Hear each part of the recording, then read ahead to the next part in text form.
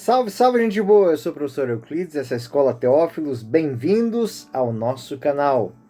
Você que está chegando agora, não deixe de se inscrever, de deixar o seu gostei ou não gostei, para que a gente saiba como é que está o andamento dos nossos estudos. Bom, quero deixar aqui meu grande agradecimento a todos os nossos colaboradores, de maneira especial a professora Ana Lúcia Scapin, a professora Márcia Aparecida Miguel Zeponi, ela que tem um centro de orientação teológica e existencial. Aqui na descrição do vídeo nós temos o contato. Também temos o material da aula de hoje, o texto, as notas e a bibliografia. Bom estudo para você. Bom, vamos ao tema. Finalizamos na última aula o estudo sobre a carta aos Romanos, a grande herança teológica de São Paulo. Hoje nós vamos iniciar a carta, outra carta que foi escrita em Éfeso, que é a carta de São Paulo aos Gálatas. Totalmente diferente da dinâmica que existe na carta aos Romanos, a carta aos Gálatas, ela se apresenta como uma grande defesa da fé, uma grande defesa do apostolado, uma grande defesa da maneira cristã de viver. Nessa estadia em Éfeso, de São Paulo, houve um conflito com a igreja de Corinto. São Paulo teve que enfrentar essas e outras tantas dificuldades que ele recebeu como notícias vindas da Galácia. Galácia, onde fica? Bom, a Galácia era uma vasta província romana que correspondia à Anatólia Central na época. Hoje, Turquia, existe uma cidade na atual Turquia chamada Ankara, a sua capital, que na época de Paulo chamava Ancira. Existe um time na Turquia chamado Galatasaray, ou seja, o Palácio dos Gálatas. Palácio dos Gálatas, o time Galatasaray se chama Palácio dos Gálatas. Então, é um pouquinho aqui só para a gente entender e situar onde ficava a Galácia, onde ficavam a região dos Gálatas. Bom, então, dito isso, feito essa introdução um pouco futebolística, né? Ela fica entre a Síria e a Grécia.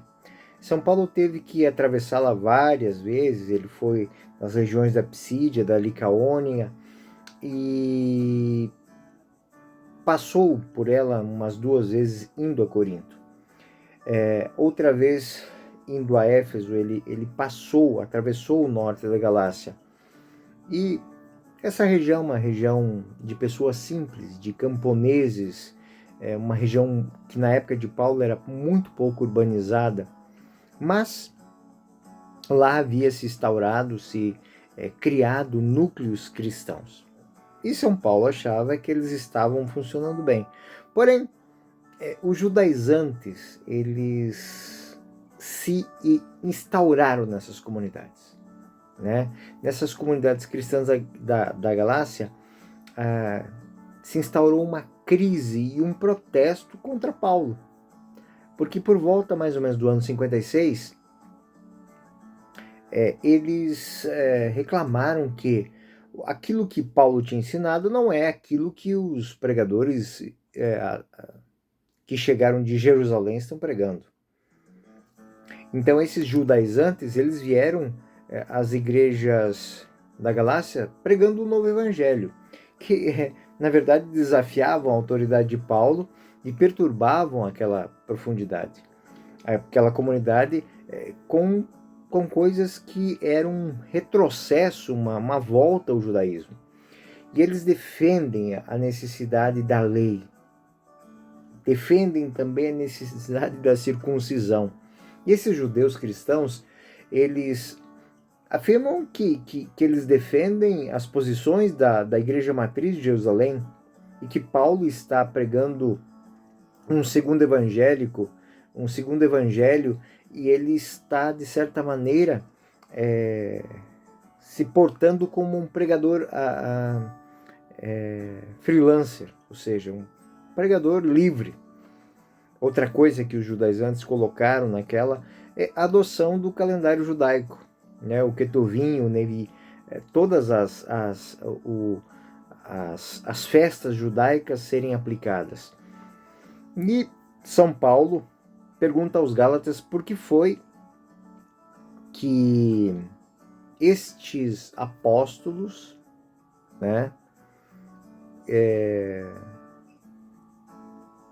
têm tanto poder sobre eles. Bom, a resposta é uma resposta que ofende Paulo.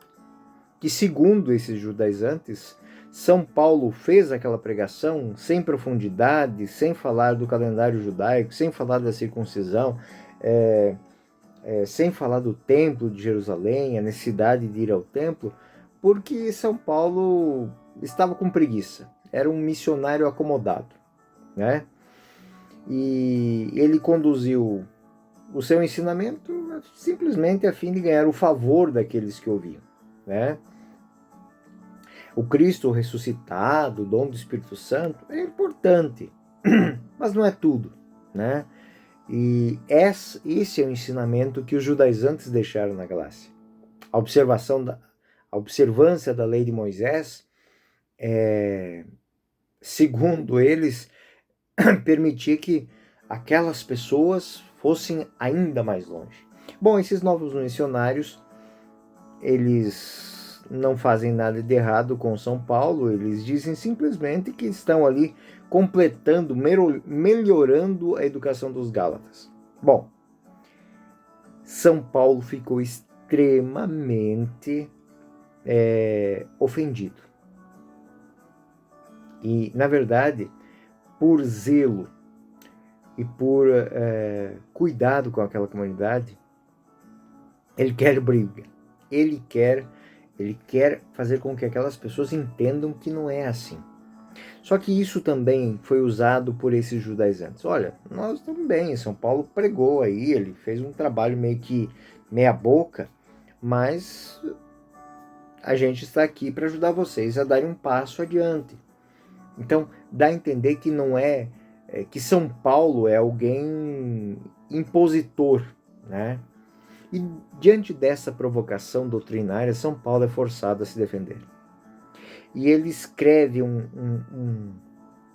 digamos assim, uma grande exortação. E se torna um grande trabalho teológico porque São Paulo vai tratar um tema que é muito importante, que é o tema da justificação pela fé. Ele é muito importante na história do cristianismo, por falar desse tema teológico, mas em primeiro lugar, porque é um texto paulino que oferece um grande número de informações autobiográficas sobre o apóstolo. Ou seja, São Paulo teve que expor exatamente o que ele estava fazendo, o que ele fez, onde ele foi, como ele foi, por que ele foi, quais as motivações. Isso, para o estudo da teologia paulina, é extremamente importante. Segundo lugar, a carta de São Paulo aos Gálatas contém uma bela síntese daquilo que São Paulo se chama de o seu evangelho, ou seja, o evangelho de Jesus Cristo apresentado por Paulo. Em terceiro lugar, é o centro, o que está no centro dessas controvérsias teológicas entre os judeus e os cristãos, também esteve mais ou menos na época de 1500 entre os católicos e os protestantes. Ou seja, São Paulo ele apresenta um tema que de vez em quando ele aparece na história da humanidade, né? Aparece na história da fé cristã. Então, a carta de São Paulo aos Gálatas, ela tem um esquema, podemos dizer assim, tripartite, ou seja, partido em três partes. A primeira parte, de Gálatas 1:11 a 2:21, é o caráter autobiográfico que eu falei aos senhores. A segunda parte, Gálatas 3, 1, 5 a 12, é dedicada a uma discussão, né? 3, 1 a 5, 12, é dedicada a uma discussão, a um problema doutrinário. E, finalmente, a terceira parte tem um caráter parenético, contém as grandes exortações dos apóstolos. Então, essa questão parenética, eu vou traduzir essa palavra, é uma questão, é um grande sermão. Ou seja, é uma maneira de pregar, fazendo com que exista tese, antítese e síntese. Ou seja, São Paulo apresenta o tema, aborda ele e coloca as controvérsias sobre aquele tema. Então, esse esquema tripartite ele é muito importante por isso. O tema da carta, em geral, é único. É a defesa da fé, a defesa do Evangelho, os primeiros argumentos históricos e que mostram que o Evangelho de Jesus Cristo foi entendido, foi compreendido por Paulo e foi apresentado. E aquilo que está sendo apresentado agora são falsas práticas. São as práticas do judaísmo, não as práticas de Cristo. A estruturação da carta, ela destaca-se pelas apóstrofes. O que são apóstrofes? Apóstrofes são exortações. São exortações que São Paulo vai fazer. Exortações a quê? Ou seja, primeiro, ele chamou os Gálatas à fé. E ele está agora incomodado porque, da mesma maneira que eles abraçaram a fé em Cristo, agora eles estão saindo daquele evangelho pregado por ele a um evangelho diferente. Segunda apóstrofe, não há dois evangelhos, nunca haverá. Existe um único evangelho, o evangelho de Cristo, o evangelho que ele pregou. Terceira, a ação perenética. Quem pregar um evangelho diferente daquele que eu estou pregando, seja anátema, ou seja, seja excomungado. Seguinte, o evangelho que Paulo prega não é um evangelho dado a ele por homens, é um evangelho apresentado por Cristo. E se ele não pregasse esse evangelho, ele não seria servo de Cristo. E quarto tema, ele vai chamar os Gálatas de insensatos. Em outras palavras, idiotas, né? Porque eles não compreenderam profundamente o evangelho e agora estão se deixando fascinar por um evangelho que não é de Cristo, né? E ele vai fundo. Gálatas 3, 1, 5, no versículo 2 ele vai dizer: recebestes o Espírito pela prática da lei ou pela aceitação da fé? São Paulo é bem incisivo. Foi pela circuncisão que vocês receberam o Espírito Santo? Ou foi pela adesão à fé? E aí ele vai falar uma coisa muito interessante. São pessoas levianas que tentam ludibriar as pessoas para que aquelas pessoas simplesmente façam parte de um grupo que elas convenceram. Então o interesse não está em levar o evangelho, mas a capacidade que elas têm de convencer as pessoas. Então, São Paulo vai dizer: vocês começaram com o Espírito, mas agora estão querendo voltar à carne? Gálatas 4, 8, 11. Outrora, é certo, que desconhecendo a Deus, serviam aos deuses que não são deuses. Mas agora, conhecendo um Deus, ou melhor, sendo conhecidos por Deus, como é que os tornais rudimentos, fracos e miseráveis? Ou seja, quando eles eram pagãos, tudo bem. Mas agora eles são de Cristo e eles são de Deus e Deus conhece eles. Por que eles querem esquecer Deus agora? E São Paulo vai dizer que, nossa, será que a fé de vocês vai se tornar simplesmente em observância de dias, de meses, de estações? Será que tudo aquilo que eu ensinei vai ser em vão? Ele vai fazer no capítulo 5, versículo 7, vocês estavam indo tão bem, ou seja, vocês estavam numa carreira ótima, corríeis bem, mas por que vocês pararam? Por que cortaram os passos? Por que deixaram de obedecer a verdade?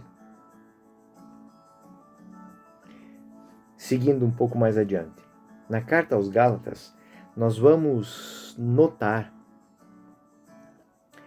que existem, além de vários gêneros literários que dão a essa carta um tom unificador, porque o ponto mais forte dessa carta de São Paulo é que ela é uma polêmica, é uma carta polêmica, é uma exortação que usa da estrutura do Midrash bíblico, que é, ou seja, o ponto de vista rabínico, ou seja, eu vou falar de um tema e vou explicar esse tema. Eu vou dar um exemplo e vou dizer que esse exemplo se aplica a vocês. A doutrina que São Paulo apresentou para eles, ela era muito simples, ela era muito concisa, era muito objetiva. A doutrina que os judaizantes trouxeram à Galácia, ela é muito truncada. Ou seja, aquela grande crítica de São Paulo, as pessoas acabam se perdendo por um zelo bobo sobre coisas, não sobre atitudes. São Paulo vai também defender um pouquinho a sua postura como apóstolo. Ou seja, o que ele aprendeu em Jerusalém, ele aprendeu do melhor dos judeus. O melhor do judaísmo foi o mestre de Paulo. Ele aprendeu com Gamaliel. Mas não é isso que ele leva para os Gálatas. Para os Gálatas, ele leva a sua experiência como judeu, de um judeu que superou o judaísmo, que encontrou o cristianismo e que agora não acha fundamento no judaísmo. Houve um passo adiante. Um teólogo chamado H.D. Betts, ele propôs considerar a Carta de São Paulo como uma suma judicial. O que seria isso?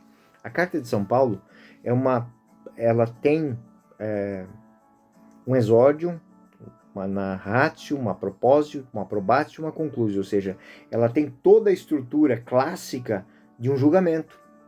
Então, em outras palavras, a fé dos Gálatas está sendo julgado diante do quê?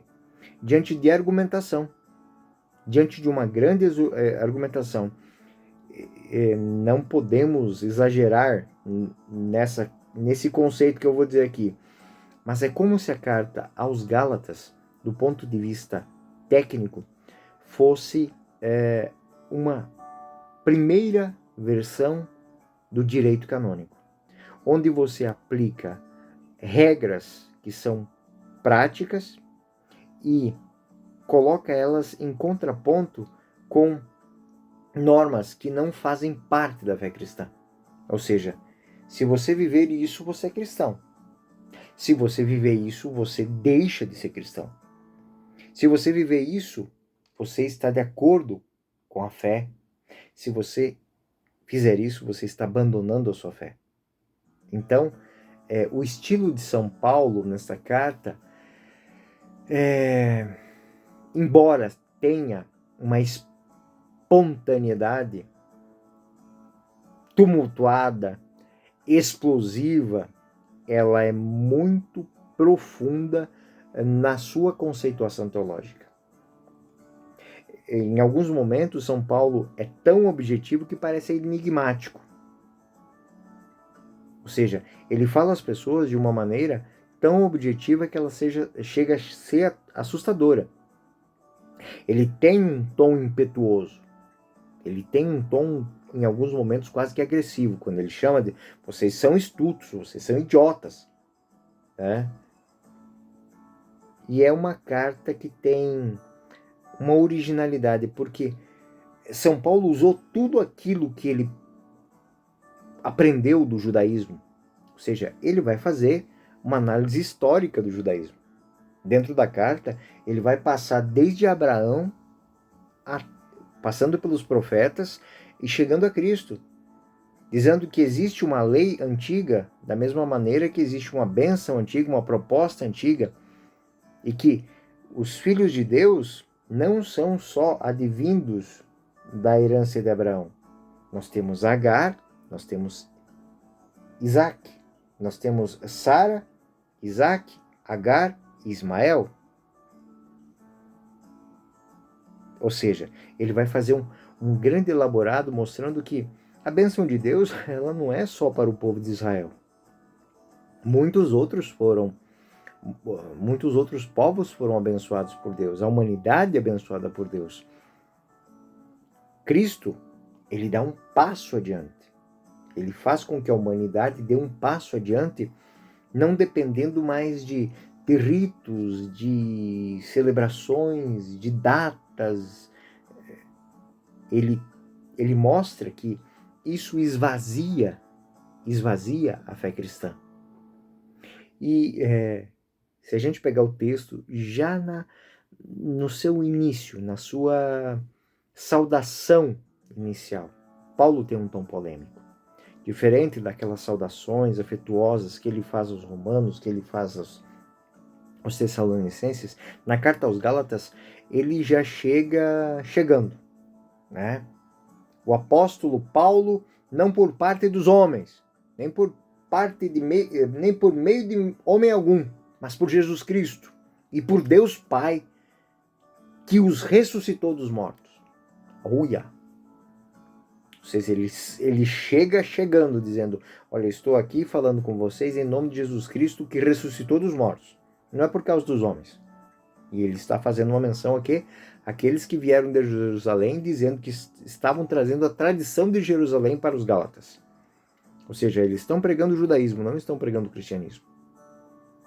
A resposta é implícita àqueles que questionam a função óbvia. Ou seja, São Paulo quer dizer, se vocês querem viver o Antigo Testamento, estejam à vontade, mas eu estou pregando para vocês Cristo, que ressuscitou, e isso não havia acontecido no Antigo Testamento. Então, a partir da saudação de São Paulo, já iniciam-se essas apóstrofes, e elas vão caracterizar toda a carta. Né? Todos os irmãos que estão comigo, ele chama também a questão da comunidade. Ou seja, ele está escrevendo a eles com uma comunidade que está sabendo o que está acontecendo lá e o que ele está defendendo através dessa carta. E ele vai, Gálatas 1, não da parte dos homens, nem por meio de homem algum, mas por Jesus Cristo e por Deus Pai que ressuscitou dos mortos. E todos os irmãos que estão comigo. Ou seja, ele está dizendo que aquilo que está acontecendo lá já é conhecido por muita gente. E a primeira apóstrofe. Estou admirado que tão depressa passeis daquele que vos chamou a graça, Cristo, a um evangelho diferente. Não há dois evangelhos. Versículo 7. Aquele que pregou um evangelho diferente desse, seja excomungado. Curto e grosso. São Paulo ele estava aquecido, ele estava imbuído de um desejo de zelo para defender a sua honra. Mas não a sua honra como homem, a sua honra como cristão. Né? E salvaguardar aquilo que para ele é o mais importante de tudo. E aqui é a nossa primeira mensagem da Carta aos Gálatas. O cristão não faz confabulação com nenhum tipo de pregação, nenhum tipo de ideia, ideologia, projeto que não seja o projeto do Evangelho. Quem pregar um Evangelho diferente, seja anátema. O cristão, ele tem que lutar para dar a vida pelo Evangelho. Se no Evangelho diz que nós devemos defender a vida a qualquer custo, a qualquer momento, é isso que eu tenho que defender. Ah, não, mas tem gente demais no mundo, é porque... Não, o Evangelho diz que a gente tem que defender a vida. Simples assim. E no Evangelho diz que a gente tem que perdoar. Perdoemos. E no Evangelho diz que a gente tem que trabalhar. Trabalhemos. No Evangelho diz que a gente tem que ser honesto. Sejamos honestos. O Evangelho diz que a gente tem que amar uns aos outros, assim como Cristo nos amou, dando a vida uns pelos outros. É isso. E em defesa disso, São Paulo vai tratar uma grande elaboração de argumentos históricos. Ele vai mostrar que tudo aquilo que os judaizantes pregaram é simplesmente para receber palminha, para se sentirem como se alguém que se encontra numa disputa, alguém que vence a disputa, né? Na minha adolescência tinha a gente na sala de aula, a gente exercitava o cérebro fazendo, o professor colocava uma tese, uma ideia, e a gente discutia uma parte de cá. E muitas vezes o professor tinha que intervir, porque passava da disputa da disputa de ideias para uma disputa simplesmente de meros egos. Ninguém queria perder. E São Paulo, ele está defendendo o evangelho, não o seu ego. E os judaizantes estão defendendo o seu ego. Eles não querem perder, eles não querem entender que Cristo é muito maior que o evangelho. Cristo é muito maior que o judaísmo. Então, quando São Paulo fala na pregação aos Gálatas, ele vai dizer que ele foi a Jerusalém, ele se apresentou à igreja de Jerusalém, a Pedro, a Tiago, a João, e o evangelho anunciado por ele não teve, ele usa até a expressão, e me deram as mãos. Ou seja, a revelação que ele recebeu de Cristo no caminho de Damasco foi abraçada. São Paulo, ele confessa em Gálatas 1, do 11 ao 14, que ele foi um judeu fanático e ele perseguiu a igreja. Do versículo 15 ao 17, ele fala do seu momento de conversão, e nesse momento de conversão, ele não procurou o abrigo dos homens, mas o acalento de Deus. Em Gálatas 1, 18, 20, ele vai dizer que ele foi a Jerusalém atrás de Pedro e de João. Pedro, inclusive, ele vai usar Kefa, ou seja, da pedra, da coluna, mas não porque ele estivesse com medo deles. Não. Ele foi lá porque ele queria que eles ele ter certeza de que ele não estava falando nada diferente daquilo que Cristo. Em Gálatas 1, 21, ele mostra que ele não tem vínculo com as igrejas da Judéia, não porque ele não goste delas, simplesmente porque o ponto de pregação dele era outro, aos pagãos. E ele, no capítulo 2, versículo 1, 2, ele vai dizer que ele expôs a sua doutrina aos apóstolos e foi aceita. E nós vamos ter o capítulo 2, do versículo 1 ao versículo 10. Isso, São Paulo, por isso que a gente diz que a carta aos Gálatas ela é muito rica numa biografia de Paulo. Porque Paulo vai contar, parte por parte, tudo o que ele fez para que ele tivesse certeza de que o evangelho que ele anunciou aos Gálatas era o evangelho de Jesus Cristo. E ele demonstra isso, demonstra a consistência do evangelho. Existe após essa longa passagem autobiográfica que a gente encontra na carta, São Paulo, no capítulo 1, no versículo 11 e 12, ele deixa bem claro: asseguro-vos, irmãos, que o evangelho pregado por mim nada tem de humano. No versículo 12, mediante eu o possuo, mediante uma revelação de Jesus Cristo. E é isso que norteia a história de Paulo. Porque Paulo, enquanto formação, enquanto criação, enquanto instrução, educação, ele seria o judeu. Ele seria o judaizante. Mas ele dá um passo adiante, porque Cristo faz com que ele entenda que o Evangelho está muito adiante disso. E aí ele vai dizer assim, nessa fonte, versículo Gálatas 2,16, não é a fé, essa fé judaica, eu vivi ela não nos leva muito mais além do que ficarmos nos preocupando com, será que fizemos certo? Será que conseguimos alcançar a justiça? Fizemos o mínimo do mínimo? E São Paulo vai dizer isso. Sabemos que ninguém se justifica pela prática da lei, mas somente pela fé em Jesus Cristo. Também nós cremos em Jesus Cristo e tiramos assim a nossa justificação desta fé. Pois pela prática da lei nenhum homem é justificado. Gálatas 2,16 vai dizer isso. Gálatas 2,20, eu vivo, mas não sou eu que vivo, é Cristo que vive em mim. Então São Paulo faz como que um fechamento dessa sua autobiografia. Já não sou eu que vivo, é Cristo que vive em mim. Eu não estou aqui pregando um evangelho meia boca. Eu estou aqui pregando o evangelho de Jesus Cristo, que não foi compreendido por esses homens que vieram de Jerusalém, simplesmente arrogando-se de convencê-los de que eu estou errado. Eles me perseguem.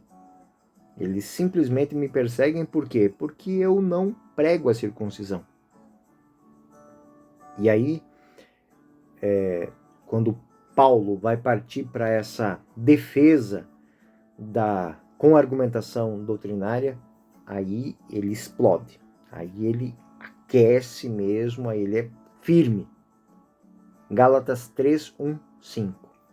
Ó insensatos Gálatas, quem vos fascinou a vós, ante cujos olhos foi apresentada a imagem de Jesus Cristo crucificado? Ou seja, diante do Cristo crucificado,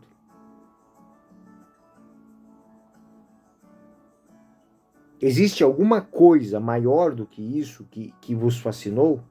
Se existe alguma coisa maior que isso que vos fascinou, vocês são insensatos. Ou seja, vocês são insensatos ou vocês são levianos.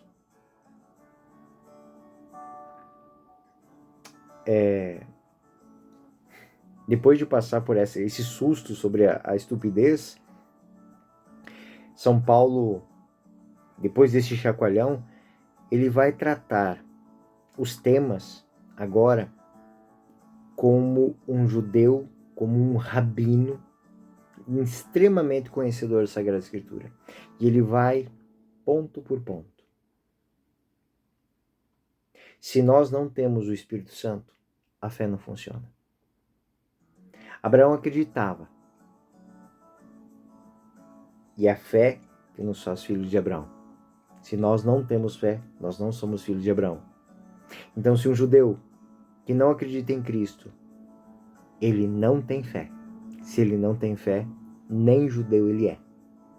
Então, a bênção de Abraão é uma coisa, é a fé. A maldição é a lei. A lei não pode anular as promessas feitas anteriormente a Abraão. Então, a lei ela tem uma função de pedagogo, ela é provisória. A fé, por outro lado, nos faz filhos de Deus. Não somente filhos de Abraão, nós somos filhos de Deus. Em Gálatas 4, 1, 3, ele vai dizer que a lei não nos protege. A lei não nos dá, ela simplesmente nos delimita um espaço. E a conclusão de Gálatas 4, 7 é que não somos escravos. Nós não somos mais servos, nós somos filhos. Então, depois dessa primeira apresentação bíblica que São Paulo faz, dando como exemplo Abraão, que é pai de Ismael, que é pai de Isaac, ele vai dizer que Abraão é pai de todos os homens que acreditam em Deus. E aí ele propõe a eles uma grande pergunta: vocês querem ser salvos? Se vocês querem ser salvos, então vocês têm que buscar a salvação que foi prometida. E ela não foi prometida à lei, ela foi prometida a Abraão, que é o pai da fé. São Paulo, ele é severo, ele repreende os Gálatas, mas ele vai fazer isso usando-se da Sagrada Escritura, apresentando a Sagrada Escritura, ou seja, ele levou o discurso para o mesmo campo dos judaizantes. Porque quando os judaizantes voltarem e Paulo não estiver lá, os questionamentos que os cristãos da Galácia vão fazer é em cima do quê? Do conhecimento que eles têm da lei. As promessas foram feitas a Abraão e a sua descendência. Não diz aos descendentes como se fossem muitos, mas fala de um só, a tua descendência. A lei veio 430 anos mais tarde e ela não pode anular a bênção. E aí ele começa a tratar coisas distintas dentro do judaísmo que depois atrapalharam a compreensão dos judeus do cristianismo. Ou seja, a lei ela serve como um caminho, uma baliza, mas a bênção é de fato o objetivo final. Isso é uma coisa muito importante para a gente, porque para o cristianismo isso é muito importante, porque existe o evangelho, existe a lei do amor. Nós temos o direito canônico, nós temos a catequese, nós temos um punhado, nós temos a teologia bíblica, mas tudo isso serve para nos instruir, não para nos delimitarem, nem para nos tolir. Ou seja, a graça nos torna, nos dá livre acesso à ação do Espírito Santo, de tomar decisões, de renovar decisões, de modificar pensamentos à luz da fé. E aí São Paulo vai dizer que a lei ela é como um tutor que cuidava dos bens do herdeiro, até o herdeiro atingir a maturidade, e depois que atinge, o tutor não tem mais direitos e poderes sobre aquilo que é herança do seu pupilo. Então a lei de Moisés, ela teve a tarefa de guiar até o Cristo. Mas uma vez em Cristo, agora é Cristo que tem que crescer. Gálatas 4:6. A prova de que sois filhos é que Deus enviou aos vossos corações o Espírito de seu Filho, que clama Abá. Ou seja, não dá para esquecer tudo isso, não dá para jogar fora tudo isso. E no capítulo 4, do versículo 8 até o 5, versículo 6, São Paulo vai fazer grandes exortações. A primeira exortação está em Gálatas 4, 8, 11. Não voltem à escravidão. Ou seja, não vivam atrelados a datas, a meses, a ritos, não. Em Gálatas 4, 21, 23, né, ele vai fazer uma comparação entre o filho do escravo e o filho do livre. Os filhos da carne e os filhos da promessa. Em Gálatas 4, 24 e 25, ele vai falar do escravo, do pacto do Sinai, que, de certa maneira, apresenta a lei, né? Mas não aponta para a graça de viver essa lei. E Gálatas 5, 1, 6 é uma conclusão, né? Somos homens livres. Somos homens que, pela graça do Cristo, a sua paixão, morte e ressurreição, recebemos o dom do Espírito Santo e não somos mais escravos, né? E antes de ir à frente, São Paulo ele apresenta esse tema doutrinário, né? Ele está falando de suas memórias, ele está falando de sua vida, de seus, até mesmo de seus sentimentos, mas ele vai dizer que tudo isso, ele está falando aos Gálatas contraponto a atitude que eles tiveram em relação ao Evangelho. Porque ele não mudou para com os Gálatas, ele mudou para com as atitudes dos Gálatas.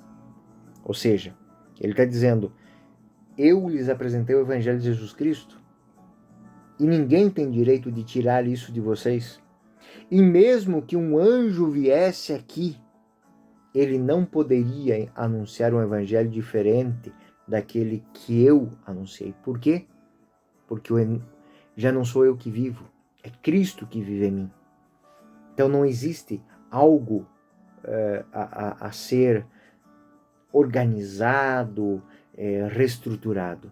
Não, existe algo para ser vivido. Algo para ser vivido, algo para ser entendido, porque vocês não podem ir para a escravidão. Vocês são homens livres. Gálatas 5, 1, 6. É para que sejamos homens livres que Cristo nos libertou. Versículo 2 do capítulo 5. Eu vos declaro, se vos circuncidardes, de nada vos servirá Cristo. É um passo atrás. Já estáis separados de Cristo, vós que procurais a justificação pela lei. Está dizendo que um cristão que acha que Deus tem que fazer alguma coisa porque deve obrigação a um homem porque ele se circuncidou, porque ele fez um ato de caridade, já se afastou do Evangelho.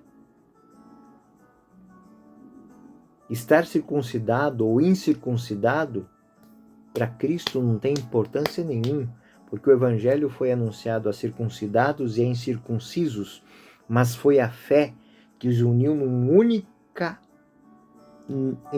único dom, o dom do amor, da caridade. E aí, São Paulo vai fechar com a apóstrofe final. E essa apóstrofe final, ela introduz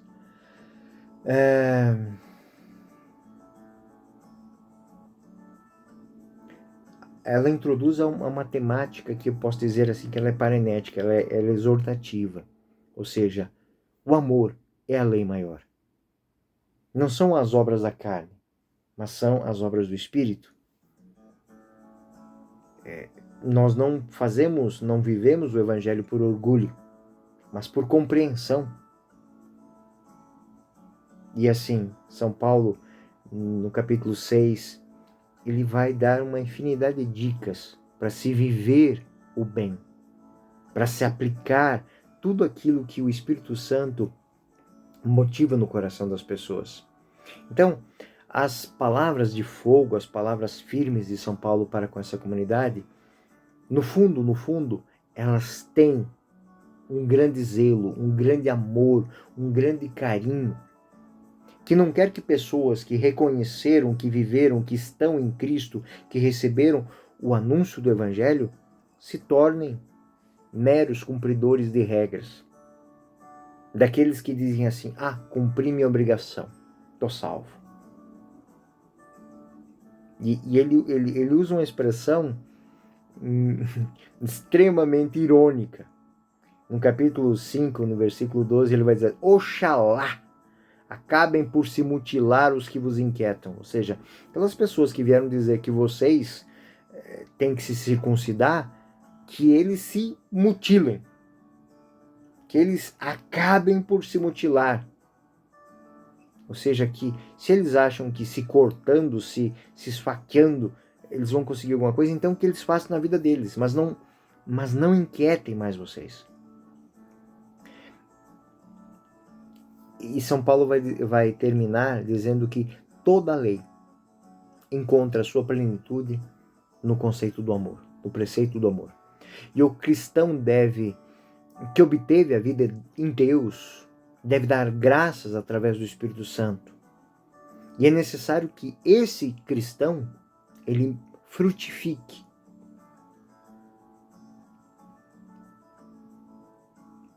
Porque,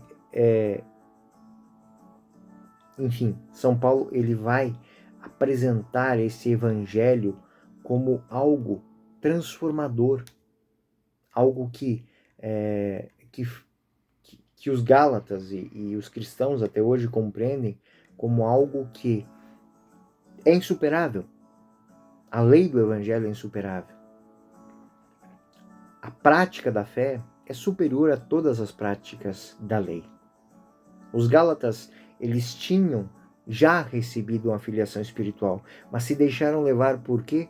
Por argumentação fria, fajuta, de algo que já tinha enganado os próprios judeus, ou seja, de práticas, de simplesmente fazer coisas que muitas vezes esvaziam o sentimento, né, o conceito de liberdade. Né? Os judaizantes, no fundo, eles buscavam zelosamente um modo de superar Paulo, mas não por causa de Cristo, por causa do judaísmo, mas por causa do seu ego inflado. E a preocupação amorosa de São Paulo, dizendo para eles: estou novamente em dores de parto, até que Cristo seja formado em vós.